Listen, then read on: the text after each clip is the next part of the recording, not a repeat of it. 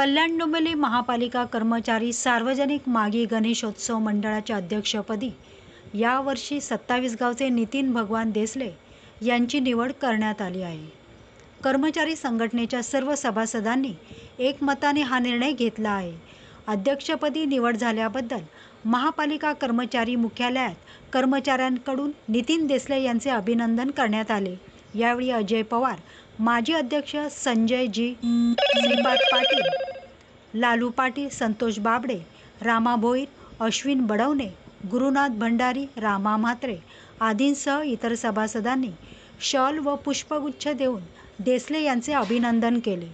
यावेळी दरवर्षीप्रमाणे यंदाही मोठ्या उत्साहाने मागी गणेशोत्सव साजरा करण्यात येईल, असे नवनियुक्त अध्यक्ष नितीन देसले यांनी म्हटले आहे। अध्यक्षपद निवड केल्याबद्दल मी सर्व पदाधिकाऱ्यांचं आणि मंडळीचं आभार मानतोय।